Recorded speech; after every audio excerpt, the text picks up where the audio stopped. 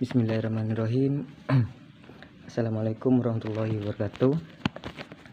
Alhamdulillahirrabbilalamin. Wabihi nasta'in wa ala umuri dunya waddin. Salatu wassalamu ala asrafil anbiya'i wal mursalin Sayyidina Muhammadin wa ala alihi wa sahbihi ajma'in, amma ba'du. Alhamdulillahirrabbilalamin. Kita masih bisa dipertemukan untuk melakukan kegiatan pembelajaran yang dimana kita masih diberikan kesehatan walafiat. Nah, di sini saya melanjutkan dari pertemuan yang kemarin, yaitu pertemuan yang keempat, yang sekarang sudah pertemuan yang kelima, yang membahas tentang organisasi-organisasi Islam yang dibentuk pada masa sebelum kemerdekaan. Nah, yang kemarin sudah kita bahas organisasinya, tapi cuma empat organisasi. Nah, yang sekarang ini akan melanjutkan tentang organisasi yang dibentuk sebelum kemerdekaan, ya, yaitu yang kelima, yaitu organisasi Al-Irsyad Islamiyah, yaitu yang berdiri di tahun 1914 Masehi. Nah, di dalam penghimpunan Al-Irsyad Al-Islamiyah, ataupun bisa dikatakan Jam'iyat Al-Islah wal Irsyad Al-Islamiyah, nah, berdiri pada tanggal 15 Syawal 1330 Hijriah, atau bisa dikatakan 6 September 1914. Mengacu di sini untuk Al-Irsyad di sini mengacu kepada pendirian Madrasah Al-Irsyad Islamiyah yang pertama di Jakarta. Nah, awalnya itu Al-Irsyad itu berdiri di Jakarta pada tanggal 6 September 1914.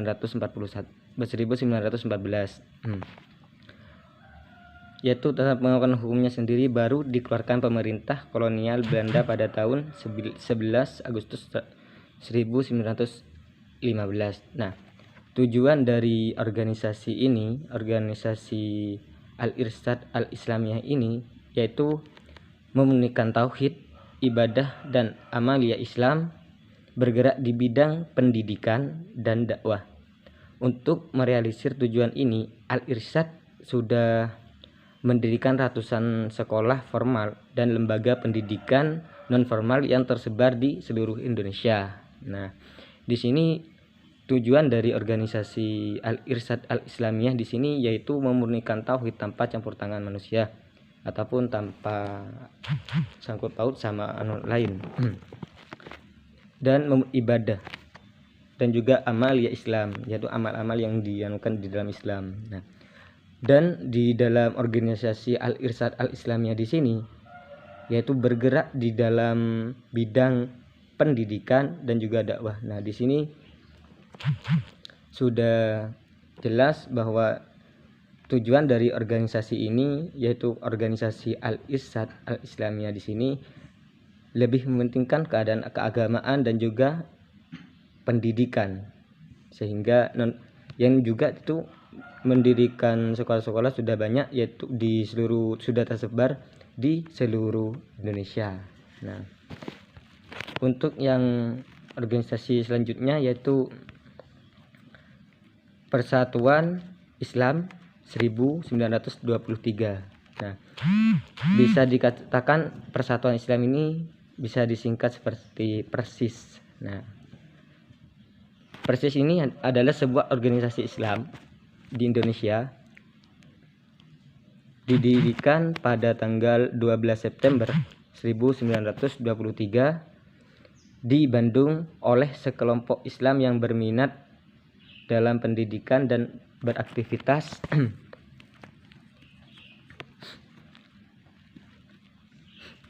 keagamaan yang dipimpin oleh Haji Zamzam dan Haji Muhammad Yunus. Nah, di dalam Persatuan Islam ini, ataupun bisa dikatakan Persis, yaitu di dalam kelompok ini sangat mementingkan sebuah pendidikan dan juga aktivitas keagamaan yang dipimpin oleh Haji Zamzam dan Muhammad Yunus di sini. Persatuan Islam ini berorientasi politik namun lebih fokus terhadap pendidikan Islam dan dakwah, dan juga berusaha menegakkan ajaran Islam secara utuh tanpa dicampuri khufarat, syirik, dan bid'ah yang telah banyak menyebar di kalangan awam orang Islam. Nah, di sini dari organisasi ini, yaitu Persatuan Islam ataupun Persis, di sini lebih fokus terhadap pendidikan dan juga dakwah, dan juga berusaha menegakkan ajaran-ajaran Islam yang sudah melenceng, dan untuk itu menjauhi hal-hal yang bersifat khurafat, bersifat syirik, dan juga bersifat bid'ah. Nah, tujuannya di sini di dalam organisasi Persatuan Islam, yaitu tujuannya untuk memberikan pemahaman Islam yang sesuai dengan aslinya yang dibawa oleh Rasulullah SAW, dan memberikan pandangan berbeda dan pemahaman Islam tradisional yang dianggap sudah tidak orisinil karena bercampur dengan budaya lokal, sikap taklid buta, sikap tidak kritis, dan tidak mau menggali Islam lebih dalam dengan membuka kitab-kitab hadis yang sahih. Nah, tujuannya di sini, tujuan dari kelompok ini, Persatuan Islam ini memahamkan Islam yang sesuai dengan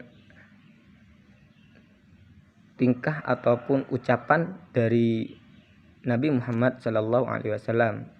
Nah, karena sudah dipandang pemahaman Islam sudah banyak yang bercampur tangan dengan budaya-budaya lokal dan juga sikap taklid buta, itu sudah banyak di sana. Nah, tujuannya itu tidak mau dicampuri, semisal kayak suatu hadis, namun sudah di banyak sekarang itu hadis-hadis yang sudah dirombak tanpa ada tahridnya gitu, moro-moro disalahkan ataupun tidak dibenarkan lah gitu. Nah, di sini yang selanjutnya, organisasi yang ketujuh, ini Nahdlatul Ulama, yaitu 900 yang berdiri di 1926 Masehi. Nah, organisasi ini sebuah organisasi Islam yang tersebar di Indonesia dan dunia. Organisasi ini berdiri pada tanggal 16 Rajab 1344 Hijriah, atau bisa dikatakan tanggal 31 Januari 1925, dan bergerak di dalam bidang keagamaan, pendidikan, sosial, dan ekonomi. Nah, kehadiran dari Nahdlatul Ulama atau bisa disingkat dengan NU merupakan salah satu upaya melembagakan wawasan tradisi keagamaan yang dianut jauh sebelumnya, yakni paham Ahlus Sunnah wal Jamaah. Nah, dalam sejarah Nahdlatul Ulama, NU tampil organisasi ini, Nahdlatul Ulama, organisasi Islam yang moderat di Indonesia dan mampu menerima tradisi-tradisi lokal serta beradaptasi terhadap perubahan zaman. Nah, di NU ini dikenal luas maqalah al-muhafadzah a'lal qadimiyal solih wa al-akhdu bil al-jadid al-aslah, atau bisa diartikan memelihara hal lama yang masih baik dan mengambil hal baru yang lebih baik. Nah, di sini jika sudah ada hadis-hadis yang sudah lawas, itu tidak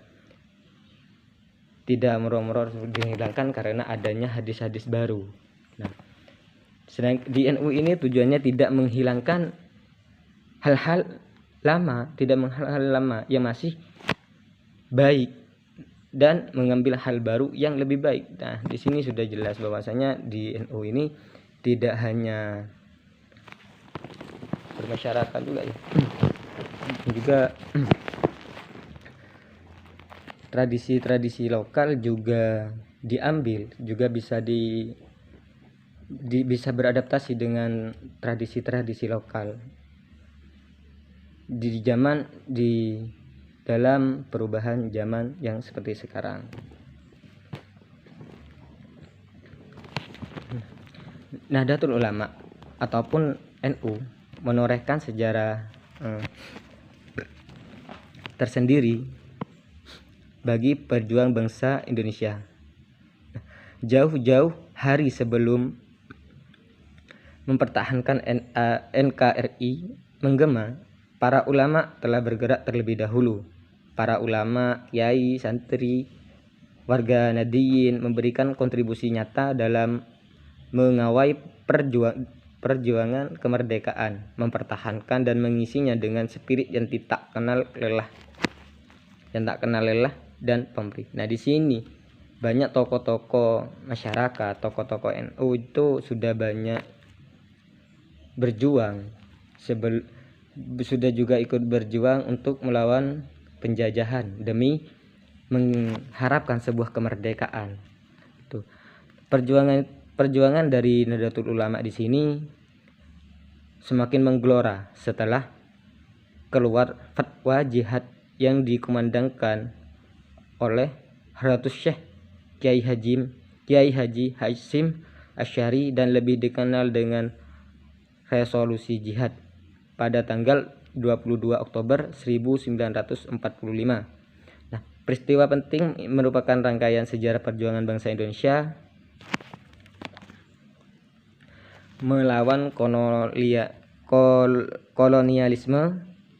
Peristiwa tersebut kini diperingati sebagai Hari Santri Nasional. Nah, di sini sudah kita tahu sendiri, sudah kita rayakan juga bahwasanya pada tanggal 22 Oktober di situ sudah ditetapkan juga oleh pemerintah bahwasanya pada tanggal 22 Oktober di situ diperingati dengan Hari Santri Nasional.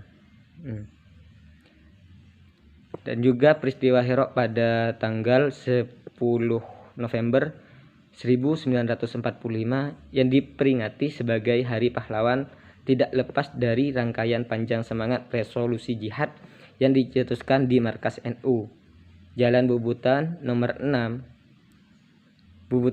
nomor 2 Surabaya. Nah, di sini peristiwa juga yang tak akan pernah kita lupakan.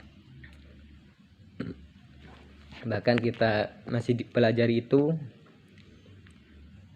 yaitu pada tanggal 10 November yang sekarang ini sudah diterapkan mengenai diperingati tanggal 10 November ini diperingati dengan hari di mana peristiwa Hari Pahlawan yang tidak lepas. Nah, bisa dikatakan tanggal 10 November ini Hari Pahlawan gitu. Nah, karena kegigihan dan juga tidak lepas dari rangkaian panjang ataupun dukungan ataupun ceramah yang dicetuskan oleh Kiai Haji Hasyim Asy'ari, yaitu bersemangat dalam resolusi jihad untuk melawan kolonialisme yang sudah menjajah kita sendiri tanpa ampun, tanpa belas kasihan. Karena kegigihan dari Kiai Haji Hasyim Asy'ari ini dikukuhkan sebagai pahlawan nasional yang ditetapkan oleh Presiden Soekarno dalam Kongres nomor 249 tahun 1945. Nah, itu dari organisasi Nahdlatul Ulama.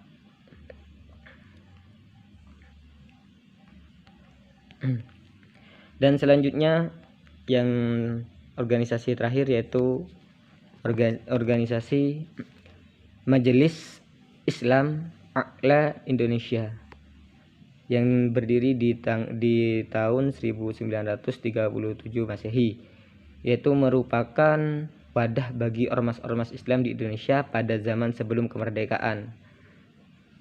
MIAI ini didirikan pada Selasa Wage 15 Rajab 1356 atau 21 September 1937 atas prakasa dari Kiai Haji Asy'ari. Di antara organisasi Islam anggota MIAI adalah Muhammadiyah, Nahdlatul Ulama Al-Irsyad, Partai Arab Indonesia, Partai Sarekat Islam Indonesia PSSI, Al-Khairiyah, Persyarikatan Ulama Indonesia PUI, Al-Hidayatul Islamiyah, Persatuan Islam, Partai Islam Indonesia, dan Jong Islamin Board in Intelektual Islamiyah, dan Persatuan Ulama seluruh Aceh. Nah, di sini di dalam organisasi ini sudah bercampur dengan organisasi-organisasi juga. Itu sudah saya jelaskan tadi bahwasanya tidak hanya ada satu kelompok di dalam Majelis Islamiyah Al-A'la Indonesia ini, melainkan bisa dikatakan sebagai Majelis Islam A'la Indonesia ini sebagai wadah bagi organisasi-organisasi Islam yang mementingkan sebuah pendidikan. Nah, pada tahun 1943 MIAI itu dibubarkan karena penjajah yang berkuasa pada saat itu menganggap MIAI sudah tidak relevan dengan kebijakan penjajah. Oleh sebab itu dibuat kebijakan baru yang bisa mengakomodasi kebijakan penjajah terhadap umat Islam. Untuk merealisasikannya maka diganti dengan Majelis Syura Muslim Indonesia, atau bisa dikatakan Masyumi, sebagai organisasi baru yang menjadi salah satu tempat ekspresi umat Islam. Nah, pada saat itu Majelis Islam ini A'la Indonesia ini dibubarkan oleh kolonel-kolonel bijakan penjajah pada waktu itu, sehingga pada lain waktu dan juga maka dalam Majelis Islam A'la Indonesia ini diganti dengan nama Majelis Syura Muslimin Indonesia, sebagai organisasi yang menjadi suatu wadah untuk berbagi ilmu, terus berdiskusi seperti itu. Nah, mungkin cukup sekian dari saya untuk pertemuan hari ini. Semoga apa yang kita dapatkan hari ini bisa bermanfaat bagi kita semuanya, dan juga bisa sebagai bekal untuk menuju Tuhan kita sama-sama. Marilah saya akan kita tutup pembelajaran hari ini dengan bacaan suratul Fatihah bersama-sama. Ilahatun Nabi Mustafa Muhammadin sallallahu alaihi wasallam. Al-Fatihah. A'udzubillahi minasyaitonir rajim.